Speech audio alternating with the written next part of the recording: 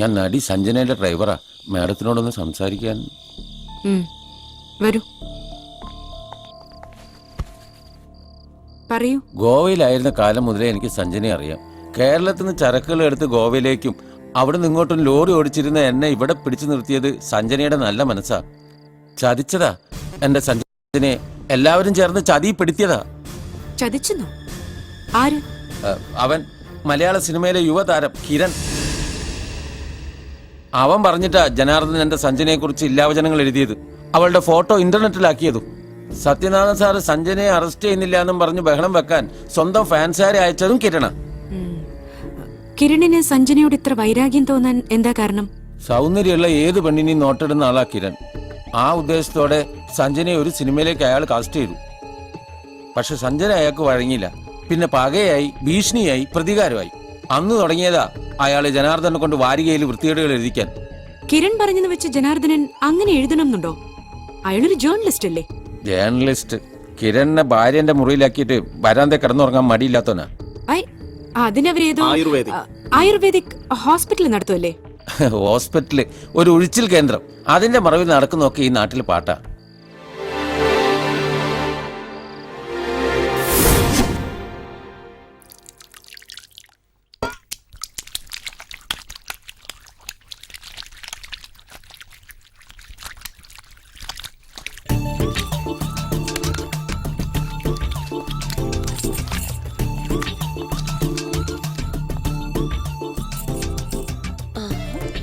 Body maintain ചെയ്യാനേ ഒഴിച്ചിലും പിഴിച്ചിലും മാത്രം പോരാ, വേറെ ചില ട്രീറ്റ്മെന്റുകളും വേണം. അത്തരം ചില എക്സ്ട്രാ പാക്കേജുകളും ഞങ്ങൾ പ്രൊവൈഡ് ചെയ്യാറുണ്ട്. എന്തൊക്കെ എക്സ്ട്രാ പാക്കേജുകൾ മിസസ് ലളിതാബായി കൊടുക്കും? സിനിമാ താരം കിരണിന് നൽകാറുള്ള ട്രീറ്റ്മെന്റ് CBIക്ക് കൊടുക്കുവോ? എന്താ കൊടുക്കോ? I M Nandini Varma from CBI. എന്റെ എല്ലാ ചോദ്യങ്ങൾക്കും ഉത്തരം പറഞ്ഞേ പറ്റൂ. അണ്ടർസ്റ്റാൻഡ്? അത് പിന്നെ കിരൺ സർ, വിമൽ കൊല്ലപ്പെട്ട ദിവസം നിങ്ങളുടെ ഭർത്താവിന്റെ കയ്യിൽ വിമലിന് നൽകാനുള്ള 10 ലക്ഷം രൂപ കൊടുത്തുവിട്ടത് കിരണായിരുന്നു. ഒരു പ്രൊഡ്യൂസർ തന്റെ ചിത്രത്തിന്റെ അഡ്വാൻസ് ആയി ആ തുക കിരണിന് നൽകിയത് ഇവിടെ വെച്ചായിരുന്നു, അല്ലേ? അല്ല, ഇതൊക്കെ വെറും കെട്ടുകഥകളാണ്. ഇങ്ങനെ ഒന്നും സംഭവിച്ചിട്ടില്ല. ഓ, ഇന്ദു,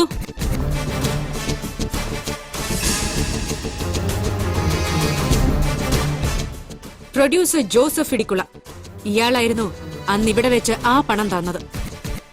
കൃത്യം നടന്ന രാത്രി ജനാർദ്ദനൻ ആദ്യം വിളിച്ചത് കിരണിന്റെ പേഴ്സണൽ മൊബൈലിലേക്കായിരുന്നു. അത് സ്വിച്ച് ഓഫ് ആണെന്ന് അറിഞ്ഞപ്പോ നിങ്ങളുടെ നമ്പറിലേക്ക് വിളിച്ചു. അത് കഴിഞ്ഞ് പോലീസ് സ്റ്റേഷനിൽ വിവരം അറിയിച്ച ശേഷം വീണ്ടും നിങ്ങളെ വിളിച്ചു. എന്തിന്? നിങ്ങളോടുള്ള അകമഴിഞ്ഞ സ്നേഹം കൊണ്ടൊന്നുമല്ല അതെന്ന് എനിക്കറിയാം. അതിന്റെ പിന്നിൽ ഒരൊറ്റ കാരണേ ഉള്ളൂ. കിരൺ അന്ന് രാത്രി നിങ്ങളോടൊപ്പം ഉണ്ടായിരുന്നു, അല്ലേ? Happy birthday to you. Happy birthday to you. Happy birthday to you.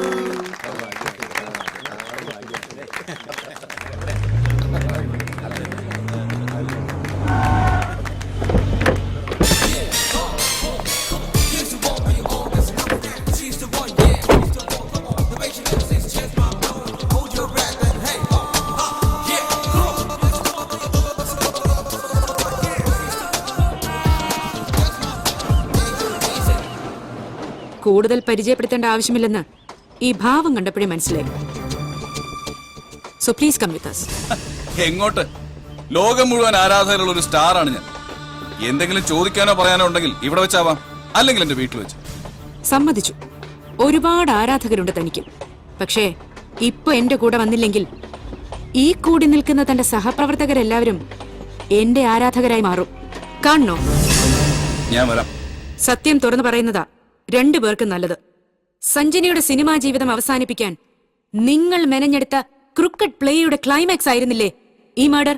ഞാൻ എന്തിനാ അതൊക്കെ ചെയ്യണം? ചില്ലറ വീക്ക്നെസ്സുകളൊക്കെ എനിക്കുണ്ട്, സമ്മതിച്ചു. അതല്ലാതെ ആ വീക്ക്നെസ് നിങ്ങൾ സഞ്ജനയോട് എടുത്തു. അവൾ വഴങ്ങാതിരുന്നപ്പോ വാശിയായി. എങ്ങനെ മുട്ടുകുത്തിക്കണമെന്ന വാശി.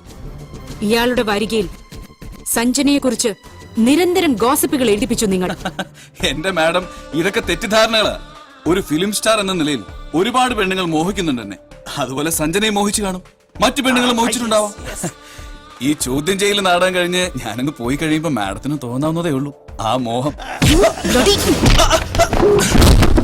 നിന്റെ ആ വൃത്തിയിട്ട മോഹം നടക്കില്ലെന്ന് ബോധ്യമായ സമയത്താണ് ഫോട്ടോയുമായി വിമൽ എത്തിയത്. 10 ലക്ഷം രൂപ അയാൾക്ക് നൽകി ഫോട്ടോസ് സ്വന്തമാക്കാൻ നീ തീരുമാനിച്ചു. പക്ഷേ ആ 10 ലക്ഷം രൂപ കയ്യിൽ വെച്ച് വിമലിനെ വകവരുത്താനായിരുന്നു ജനാർദ്ദനന്റെ പദ്ധതി. ഇല്ല, ഞാൻ ആരും കൊന്നിട്ടില്ല. കൃത്യം നടന്ന രാത്രി പോലീസ് സ്റ്റേഷനിൽ വിളിക്കുന്നതിന് മുമ്പ് താൻ ഇയാളെയാണ് ഫോൺ ചെയ്തത്, കിരണിനെ. ഞാൻ എന്റെ വൈഫിനെയാ വിളിച്ചത്. ഓ, മിസ്സസ് ലളിതാബായ്,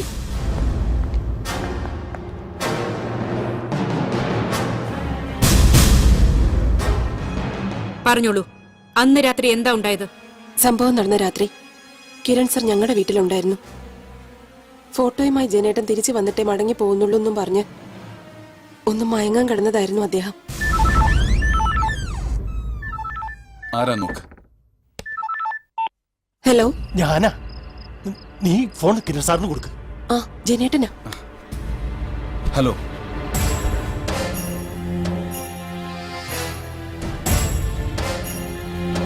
മതിയടോ, അത് മതി. ആ ഫോട്ടോസ് കിട്ടിയില്ലെങ്കിൽ എന്താ?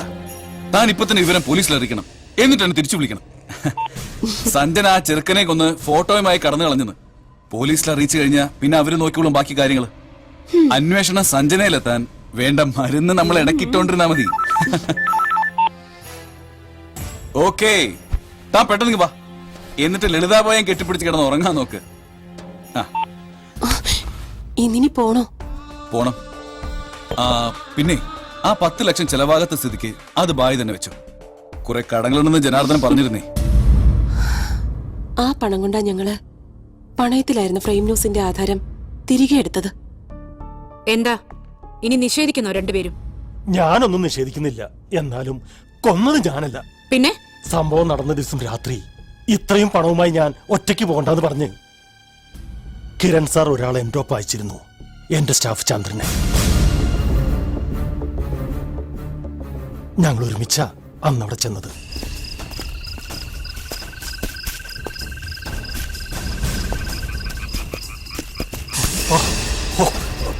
വേണ്ട, ഇരുവ നിൽക്കട്ടെ. വാ വാ വാ.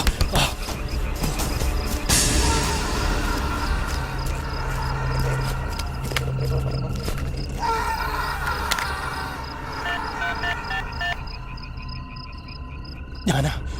നീ ഫോൺ കിരൺ സാറിന് കൊടുക്ക്.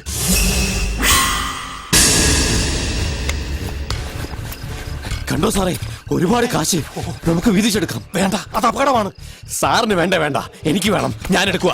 ഈ മൊബൈൽ അവിടെ കിടന്ന അപകട. സാറിന്റെ നമ്പർ കാണുന്നില്ല. ശരി ശരി, നീ പെട്ടെന്ന് കേറ്, നമുക്ക് പോകാം. സത്യമായിട്ട് ഇതാ സംഭവിച്ചത്. കൂടുതലൊന്നും എനിക്കറിയില്ല. ചന്ദ്രനുമായി കിരണിന് എന്താ ബന്ധം? കിരൺ സാറിന്റെ ഫാൻസ് അസോസിയേഷന്റെ ട്രഷറർ അയാള്. കിരൺ സാർ പറഞ്ഞിട്ടായിരുന്നു അയാൾ സഞ്ജനയുടെ ഫോട്ടോ ഇന്റർനെറ്റിലാക്കിയത്. ഈ കാര്യങ്ങളെല്ലാം സത്യനാഥൻ സാറ് എന്നെ ഇടിച്ചു പറയിച്ചതാ. കണ്ടില്ലേ മേഡം എന്റെ ബാഡി ഇരിക്കുന്നത്? എന്റെ മോളെ, അവൻ പഴനിക്ക് പോയിരിക്കുക. ഇന്നേക്ക് 4 ദിവസമായി അവൻ പോയിട്ട്.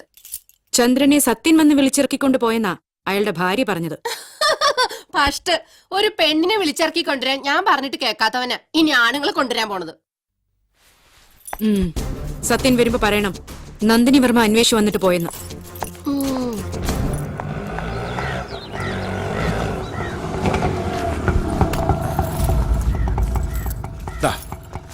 ഹരഹരോ ഹരഹര. ഉദ്ദേശിച്ച കാര്യം നടക്കാൻ വേണ്ടി പളനി ആണ്ടവന്റെ അടുത്ത് പോയി ഒന്ന് കാവടിയാടി. ശൂലം കുത്തിയില്ലടാ മോനെ. അത് കാര്യം നടന്നു കഴിഞ്ഞിട്ട് അമ്മേ. മേഡം പ്രസാദം.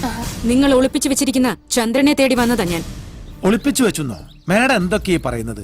എന്തെങ്കിലും ഒരു ബ്ലാക്ക് മാജിക് നടത്തി ഈ കേസ് തെളിയിക്കണമെന്ന് പളനി മുരുകനോട് പ്രാർത്ഥിക്കാൻ വേണ്ടി പോയതാ ഞാൻ. അഭിനയം വേണ്ട, പറ, ചന്ദ്രൻ എവിടെ? ചന്ദ്രൻ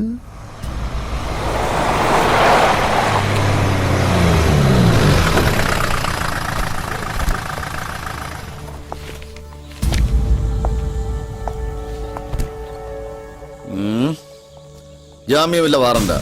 സി സത്യനാഥൻ അറസ്റ്റ് ചെയ്യാൻ. അയ്യോ മോനെ. ഫ്രെയിം ന്യൂസ് പത്രാധിപർ ജനാർദ്ദനെ തട്ടിക്കൊണ്ടുപോയി കൊലപ്പെടുത്താൻ ശ്രമിച്ചു എന്നതാണ് കുറ്റം. കഴിഞ്ഞ 4 ദിവസമായി നിന്നെ അന്വേഷിച്ചടക്കം ഞങ്ങള്. ഞാൻ വന്നോളാം. അതെന്തോ ഇടപാടാ? ലീവിലിരിക്കുന്ന പോലീസുകാരന് വേണ്ടി നിയമം മാറ്റി എഴുതാൻ പറ്റുമോ? അല്ലേലേ നിനക്ക് ചീത്തപ്പേരാ. നടക്കടാ. കൈയെടുക്കടാ, ഇല്ലെങ്കിൽ എടുപ്പിക്കും. ഞാൻ വരാം. കാരണം നീട്ടിരിക്കുന്ന കാക്കിക്കും നിന്റെ കയ്യിലിരിക്കുന്ന കോടതി ഉത്തരവിനും എന്റെ മനസ്സിലൊരു വിലയുണ്ട്. കേസ് എത്രയൊക്കെ വളച്ചൊടിച്ച് നീ നേടിയതായാലും ആ ഉത്തരവിട്ട നീതിപീഠത്തോട് എനിക്കൊരു ബഹുമാനമുണ്ട്. അതുകൊണ്ട് ഞാൻ വരാം. നടക്ക്. എന്നാ വാ. മോനെ അയ്യോ പുറകിൽ.